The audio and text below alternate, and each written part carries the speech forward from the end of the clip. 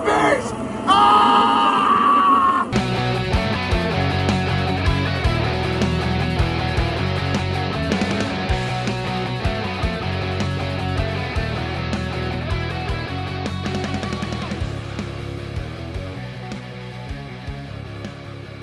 Hello and welcome to another episode of Not the Bees, the Nicolas Cage filmography podcast. I'm Elizabeth. And I'm Megs.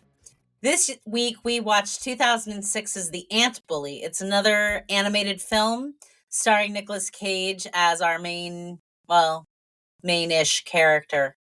One of them. Lucas is a 10-year-old boy who is constantly bullied by the big kid in the neighborhood. This makes him a bit of a terror to his family, but also to the colony of ants that live in his front yard. He shoots the colony with the water guns and he throws firecrackers at it. One day, his parents leave for a couple's vacation, leaving him with his grandmother and older sister. An exterminator arrives and has Lucas sign the contract since his dad has gone on vacation. Inside the colony, the ants call Lucas Destroyer, and their sorcerer, Zoc, played by Nicolas Cage, has been creating a potion to shrink the human and bring him to justice. With some encouragement from his girlfriend, Hova, he's able to do it right before Lucas floods the colony with a garden hose. That night, Zoc and some of the ants sneak into Lucas's bedroom and plant the potion in his ear. Sometime later, Lucas wakes up naked and tiny. The ants take him back to the colony to stand trial for his crimes. The Ant Queen presides over the trial and sentences Lucas to become an ant, to learn their way of life and learn how his actions affected the colony. Zoc protests this decision, but Hova volunteers to teach him, and the matter is settled. Lucas learns with the other young ants how to forage. They're split into two teams, red and blue.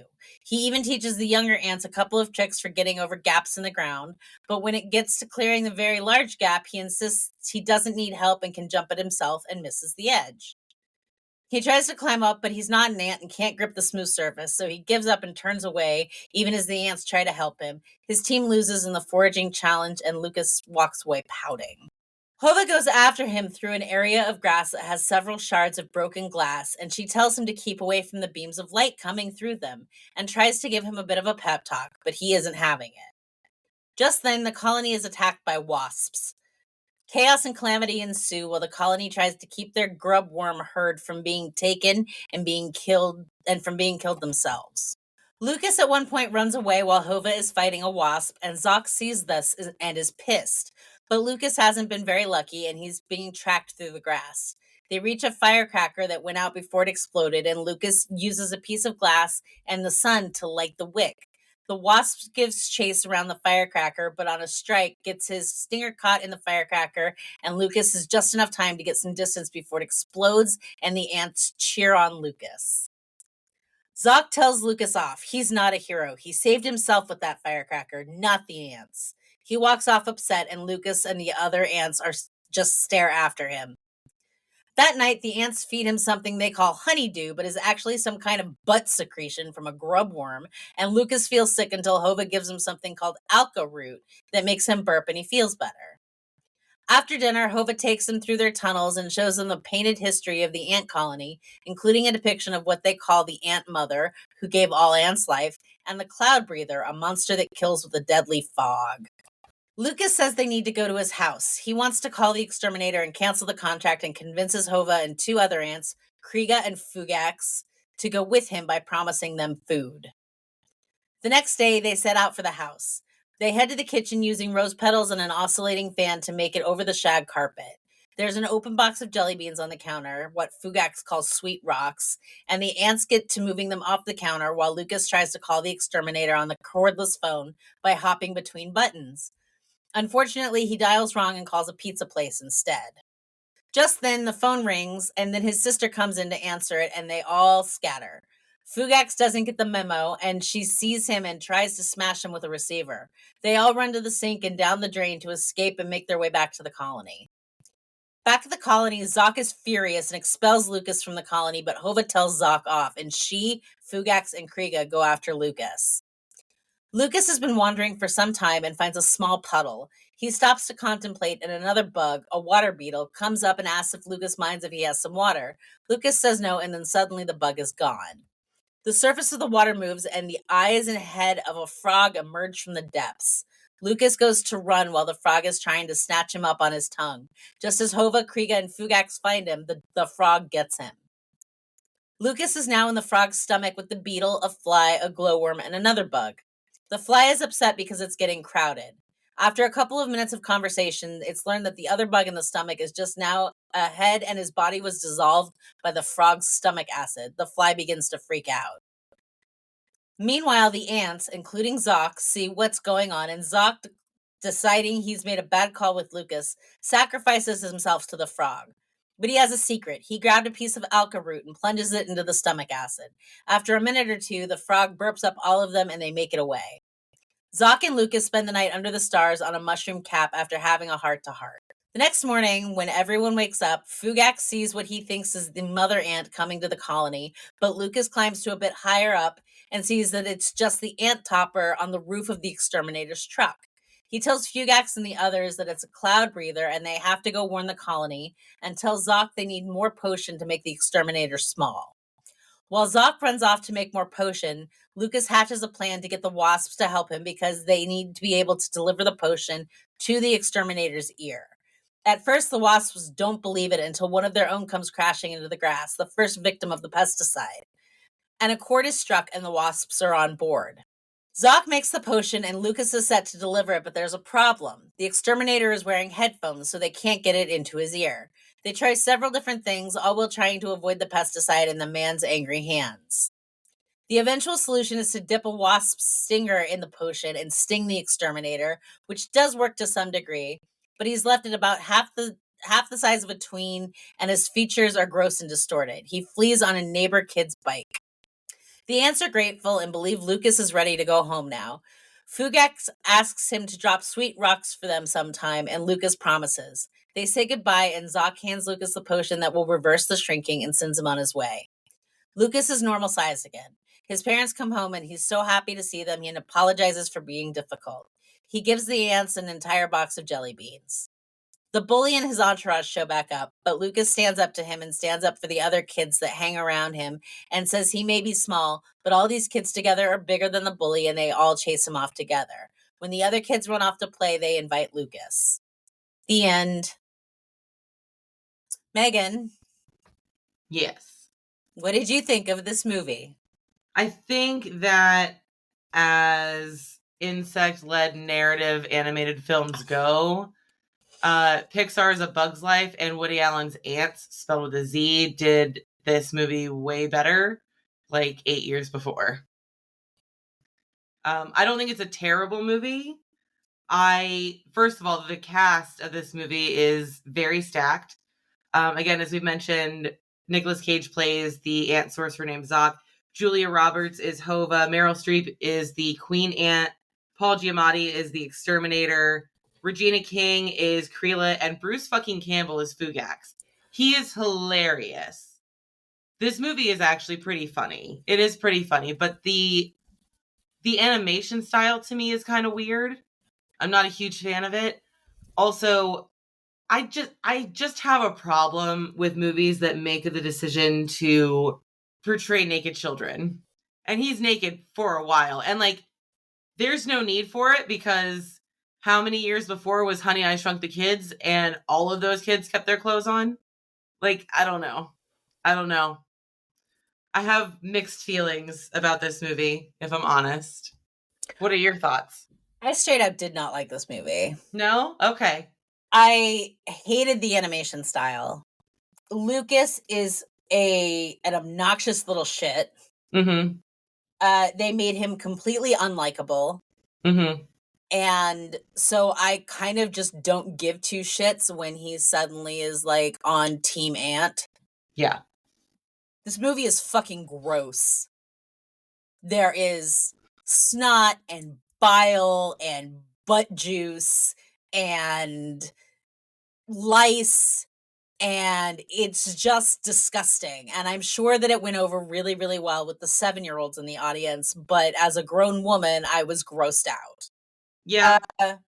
I will say Bruce Campbell is a delight. Yeah. He is fantastic. He and Regina King and their like on-screen voice chemistry was awesome. Yes. It was so Yes. good. The levity was so needed. The interplay between Vugax and Kiga is wonderful. Yes. I loved every scene that they were in together. Because I thought they played so well together. But that is the one shining bright spot in what is a gross movie. Yeah. Yeah, agreed. Everything about this movie was pretty gross. I mean, I think it's cool that the ants had a sorcerer. I think that Nicolas Cage's voice work as a sorcerer was great. I think Nicolas Cage did a great job. He's an I excellent think voice actor. Julia Roberts did a great job. Agreed. I just don't like the movie. I don't like, I mean, like I said, I don't like the animation style. I don't like how gross it was. I don't like grandma constantly losing her dentures Yeah. is gross. It's gross. What's the point of that? Like the that first just time that she loses them, they fall outside into the dirt, and then she doesn't rinse them at all. She just grass and everything shoves them back into her mouth. right. It's disgusting. It's disgusting. It's disgusting. The teenage daughter, I forget the character's name. She's gross looking. Like everyone just looks gross. And then at the end of it, they've all got like pug noses, and you can see boogers in their nose, and like strange sausage forearms. Yeah, the animation style is just completely bad, like uncanny valley bad. Yeah, this really is not a very good movie.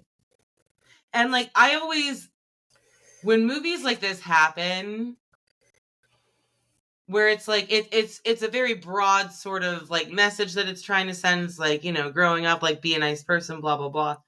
Anytime that we see like, generalized coming of age stories that don't have like what people would consider political motivation, I always feel like the Rotten Tomato score is higher than the audience score. And like on this movie, it's got a 61% on the tomato meter, but the popcorn meter is 42%. And like, I feel like it should be less, but like, it's like most of this movie, it's very like self-righteous moralization for what he's doing. And like, there's not like what happens afterwards. Like, is there now peace among all the other insects, or are the ants still at war with the wasps on a regular basis?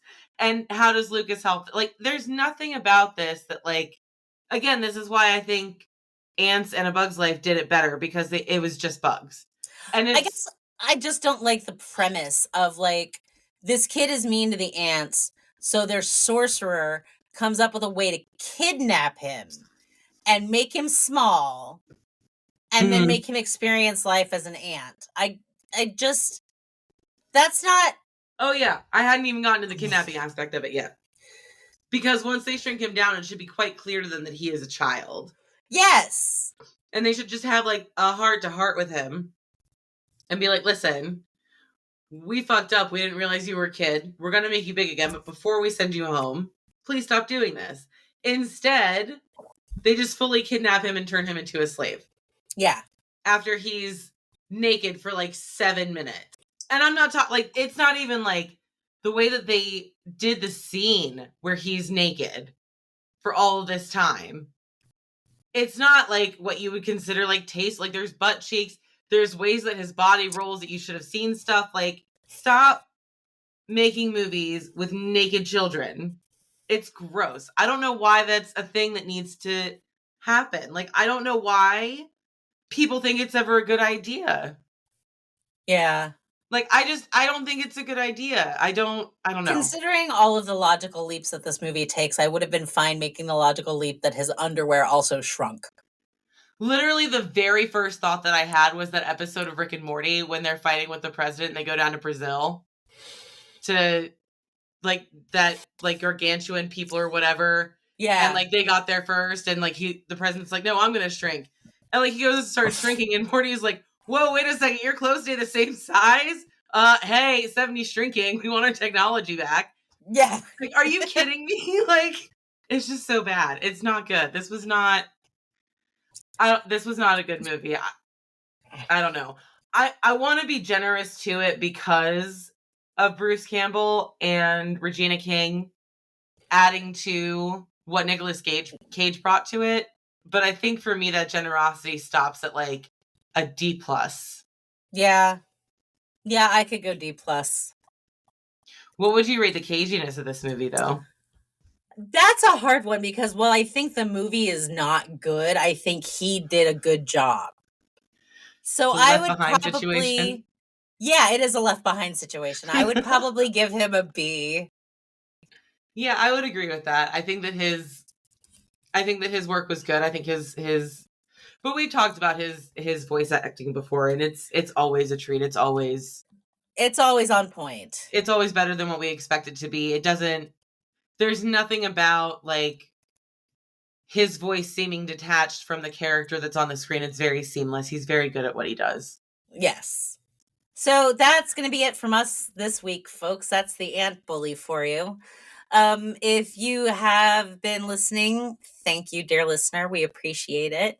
If you would do us a favor and rate, review, like, subscribe on your podcaster of choice, we would appreciate it.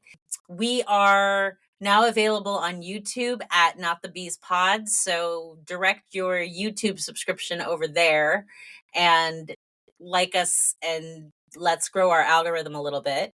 We are on Instagram at Not the Bees Pod, and if you're feeling generous, we are on Patreon at Not the Bees. That's going to do it for us this week, though. I've been Elizabeth. And I've been Megs. And we'll see you next week.